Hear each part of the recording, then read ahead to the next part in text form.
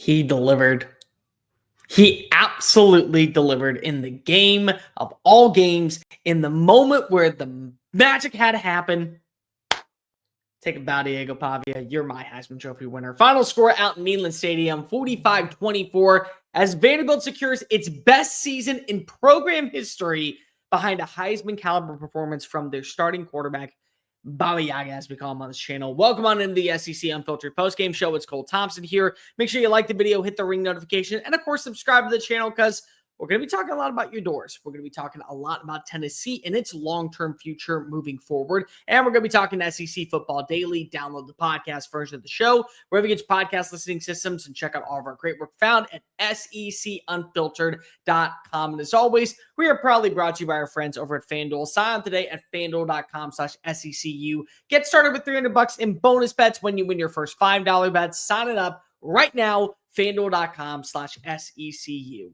At this point, I do not know what everyone else needs to see to understand that Diego Pavia is the epitome of what the Heisman Trophy is all about. If I was a voter and I was telling people how they should convey their votes, the first conversation I would have is, what do you morally look for in terms of the valiant effort of a Heisman Trophy winner? And what I look for is the most valuable player to a team. Vanderbilt just had its best season in program history. They have never, in over 130 years, had a 10-win season. Ever. They've had multiple 9-win seasons. They've been competitive in games, but they've never been able to say, we've had a double-digit winning season. That box is completely checked off. On top of that, they've never been able to say we could beat the number one team in the country. Okay, well, last season, you accomplished that goal. And this season, you've gone into the belly of the beast in multiple atmospheres and been able to put up incredible numbers to deliver. That's because of Diego Pavia. And now you get to say we're still in the conversation for the college football playoff. Pavia was phenomenal tonight. 165 yards on the ground, one passing touchdown, one interception. A lot of things to really like about him. A lot of things to really like about this offense in general. It showed so much maturity at times in ways that you got to understand. This is what you want to go ahead and boost up your resume when talking about what was the future of Vandy and why they belonged in the conversation for the college football playoff. Over 525 total yards of offense, 6 total touchdowns on the night, and the ability to win in multiple facets. 2 runners with over 115 yards of offense, 8.5 yards rushing. And on top of that, you also had 7 plays of over 20 yards downfield. That, my friends, speaks incredible volume of what this team was able to accomplish. And when it felt like that they were down, they were able to respond. It was the mechanism that you had to see to be able to understand what makes this season so special. So Tennessee jumps up to an early 21-14 lead. It's back and forth blows in the very first quarter. And then you watch as Tennessee starts to pull away. They get a good stop on third down, bad turnover. And lo and behold, they find their way into the end zone. Well, right before you get into halftime, lo and behold, it's the only passing touchdown of the day.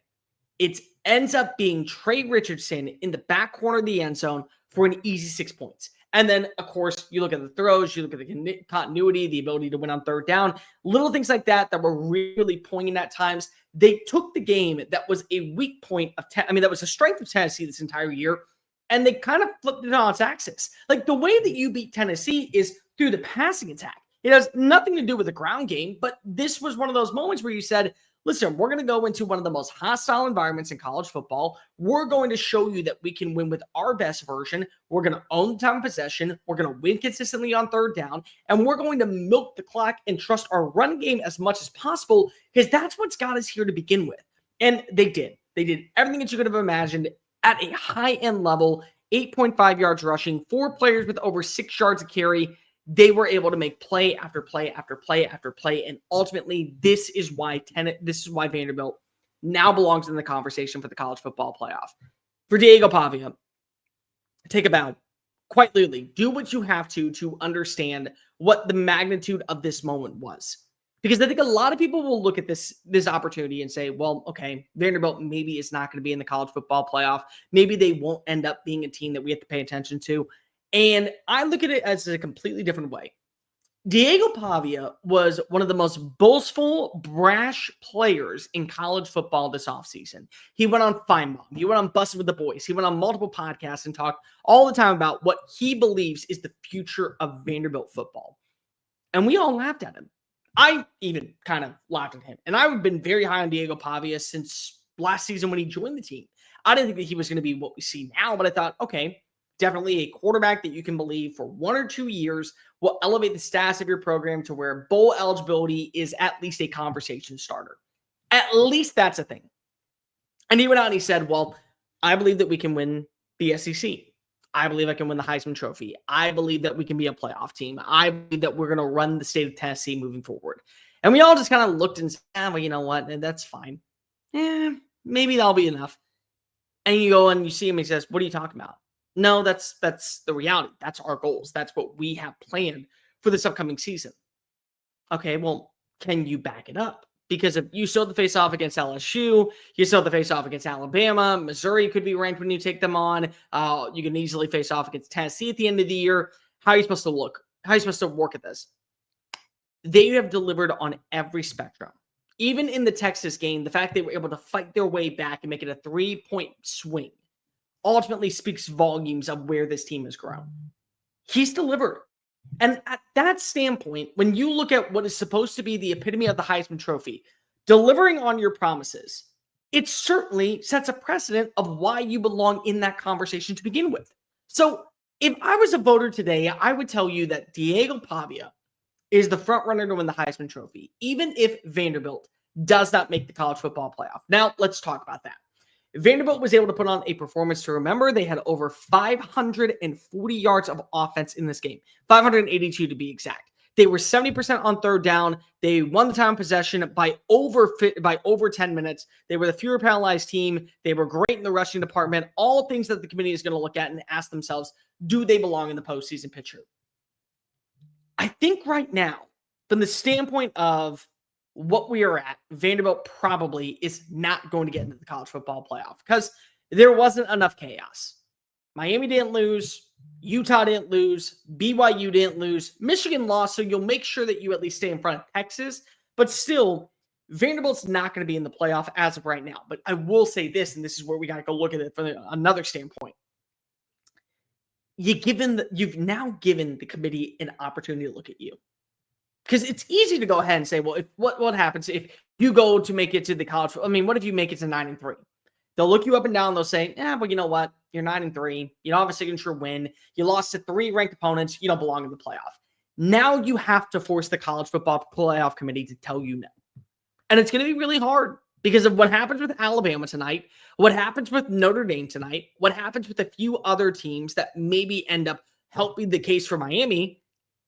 It gives you a backdoor opportunity to push your way on in.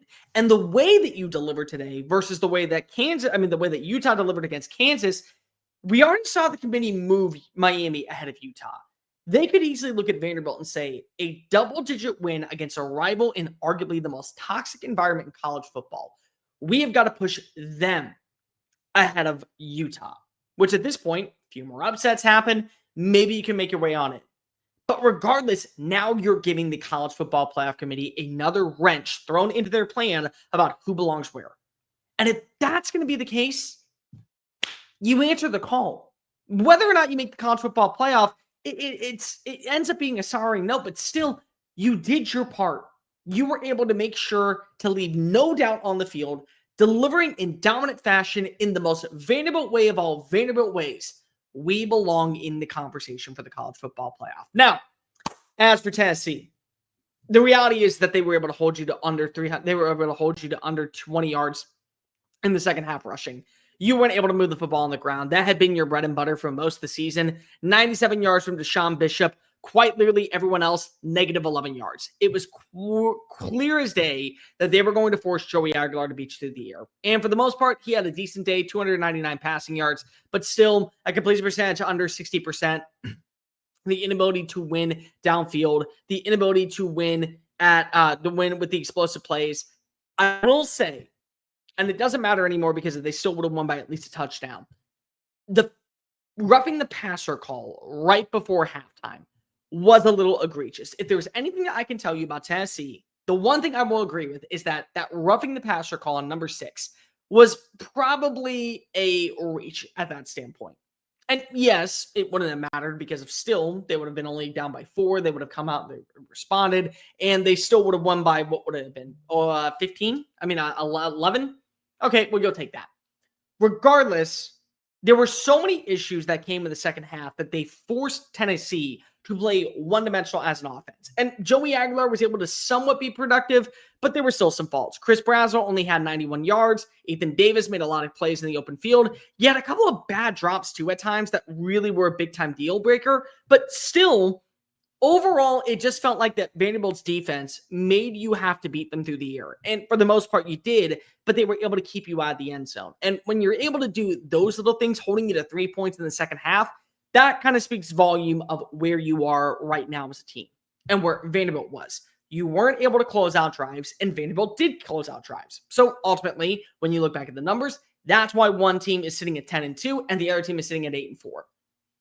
As for the Josh Heupel stuff, there are going to be a lot of Tennessee fans frustrated that tonight they are watching their head coach lose a game and finish under 9 wins after winning last week against Florida. What I will say, which is pretty important here, is that we need to make sure that we all have the same agreement on where we are with Josh Heupel, because there will be a lot of people who will go ahead and pinpoint and look at, we need to move off of him. Okay, so if you want to move off of him, my first question is, who do you go and hire? Who do you bring in that is a better fit for your program than Josh Heupel? And let me remind you, Josh Heupel is taking you to the college football playoff. Josh Heupel has 2 10-win seasons. Josh Heupel has brought you back to national relevancy in terms of recruiting, the transfer portal, and your metrics. So all things that you really need to have that you haven't had for a while.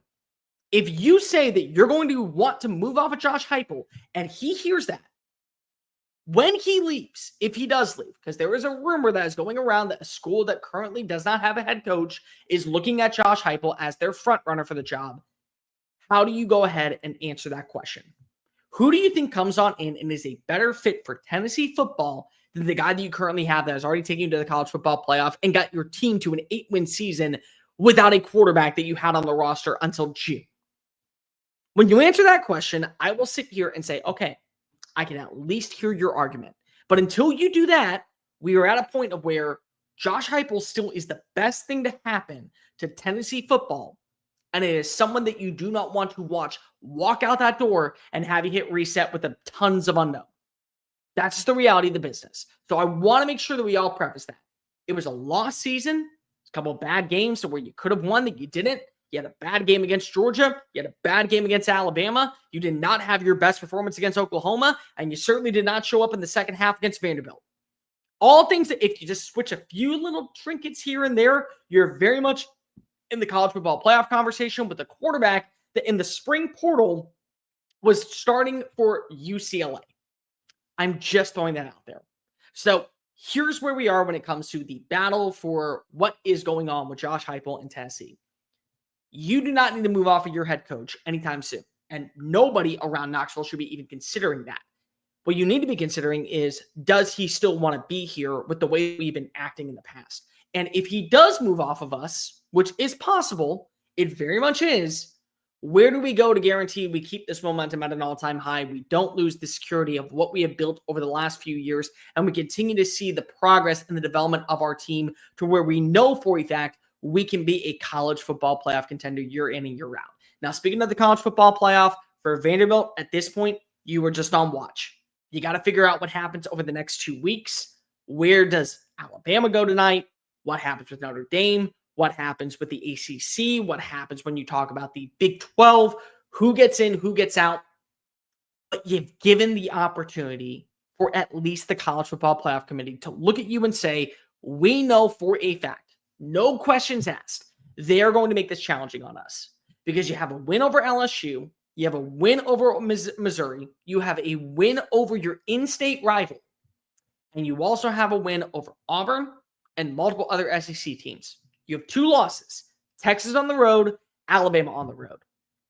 If they look at a 10-2 record and they say that that is good enough to get you in the college football playoff, you have a case. You presented them an argument to where they have to go ahead and peel back the layers and look top to bottom at the offense, the defense, the metrics, the numbers, all the little details that go into selecting a 12-team college football playoff. And they have to tell you no. You've given them the opportunity to tell you no, instead of just forcing their hand and saying, oh, we can easily just tell you no. Now they have to be paying attention. And where you show up in the rankings comes Tuesday night will drastically determine where you are and the opinion of the College Football Playoff Committee. Now, I personally believe this right now, and I'll say it again. Vanderbilt should be in the College Football Playoff. What their season has meant, what they have been able to accomplish, how special of a campaign this year was. You do not disregard all of those things and punish them because, well, we have to go ahead and reward other teams from other conferences. If you feel like the best team playing its best football, one of the 12 best teams in college football is the Vanderbilt Commodores, you put them in and you let them battle it out. And at least they've given you the argument to put them there. We're going to end the live stream here. We're going to be back quite literally in 15 seconds because we're going to do a live stream on Oklahoma and LSU because Oklahoma just punched its ticket to the college football playoff. But before we do, let me tell you about my friends over at FanDuel. FanDuel.com/SECU is the perfect place to sign up. Get $200 in, $300 in bonus bets when you win your first $5 bet. Could be on Diego Pavia. I've already taken out my loan for Diego Pavia to win the Heisman Trophy, and I'm going to stand pat on that. He deserves the Heisman Trophy regardless of what happens with the college football playoff. So if you want to go ahead and bet me on that or bet anybody else to win the Heisman Trophy, sign up today at FanDuel.com/SECU. When you win your bet, you'll get $300 in bonus bets simply by playing your first $5 bet. The app is free, simple, easy to use. It's quick, it's affordable, and more specifically, it's very much handheld devices. You can go ahead and win player props, same game parlays, whatever tickles your fancy. Sign up today at FanDuel.com/SECU. Final score out in Neyland, 45-24. Vanderbilt has given the playoff committee a reason to look them in the face and say, we are leaving you out. And it's a lot harder to do that when you see the way that they were able to perform today. No doubt, no question win. Vanderbilt showed you why they belong in the college football playoff. Now the only question is, does the playoff committee believe that there is enough evidence to keep them out? I personally don't think so. We'll be back in 2 minutes to break down everything that we saw in Oklahoma versus LSU as the Sooners, they're going to the college football playoff. Peace.